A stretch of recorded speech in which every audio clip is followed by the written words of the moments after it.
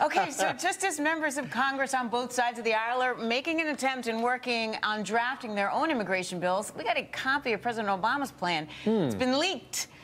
Or really, come on now. Well, revealing illegal immigrants would be allowed to come and become legal permanent residents within 8 years. Senator Marco Rubio had this to say. If actually proposed, the president's bill would be dead on arrival in Congress, leaving us with unsecured borders and a broken legal immigration system for years to come. No surprise, Lou Dobbs is here and has something to say about all this. Well, I do have something to say. I'm not riled up, by the way, at all. I mean, this is entirely to be expected. The Republicans are playing catch-up here. They're in the gang of 8, working for Republicans, for Democrats together, come up with a bipartisan plan, which they have almost got complete, I'm told. But if they expected anything else from the president, I mean, they haven't been paying attention for the past 4.5 years. Right. This is a partisan issue. It's a wedge issue. It is a hammer that the Democrats hold over the Republicans. The Republicans clamoring as best their darling little hearts can do to catch up to pandering. But they're not doing so. And when I say pandering, I'm not using it in a pejorative in the case of the Republicans. The only way in which they can possibly keep up with the Democrats in gaining the votes of Hispanic Americans, ostensibly at least, is to give away more than the Democrats. I mean, that's where the game is. The Republicans, however, run a huge risk, and that is that they will offend so much of their base. That they can't possibly make up for that with an 11 million group of illegal immigrants or 40 million Hispanic Americans in this country. So what do the Republicans do? They're caught literally between a rock and a hard place here. Well, see, I think you are caught between a rock and a hard place, as you say, Ashley, if you don't know who you are or what you stand for or what you're doing. A signature moment this weekend in which Karl Rove was challenged by Bob Woodward for his intrusion into the Republican Party in the primary races and casting the Tea Party against the so-called establishment candidates. Right now, there's no energy in the Republican Party. The establishment itself is innervated, plenty of money, but they have no support. No support is a strong word, but very little support in the grassroots. This effort to turn and to energize a relationship between the Republican Party, which is, I agree with Mitt Romney on only one thing he said last year, and that is, it is the natural home of Hispanic Americans.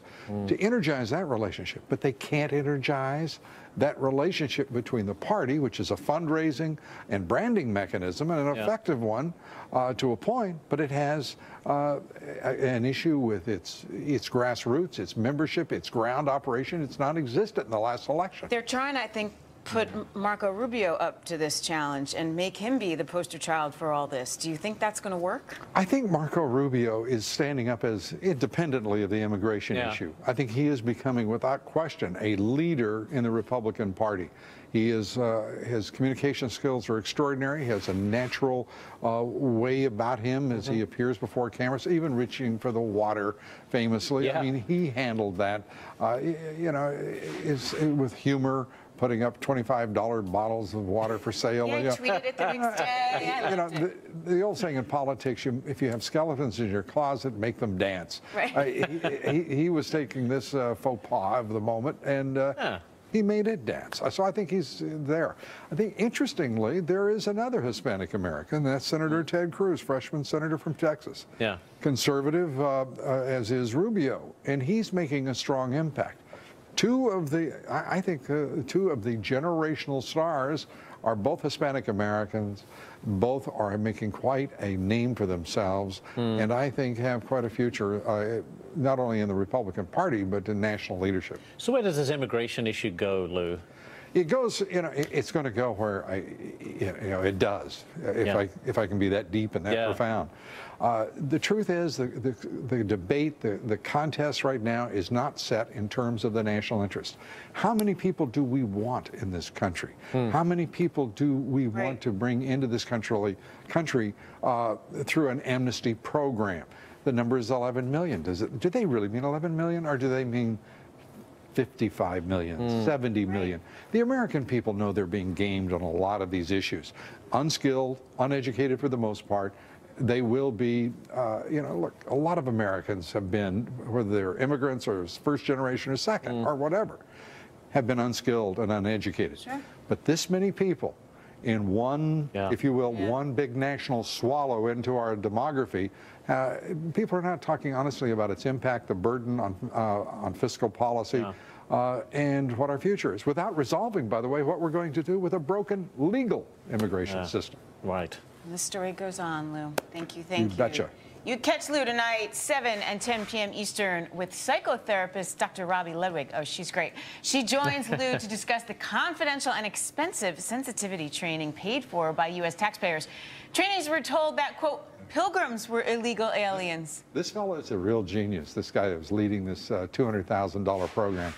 You have to see it to believe the nonsense that he pulled off. I mean, you talk about pulling the wool over someone's eyes. But who believes that? Yeah, you know, he has a natural home, though, in the federal government. Thank you, Thank you, Lou.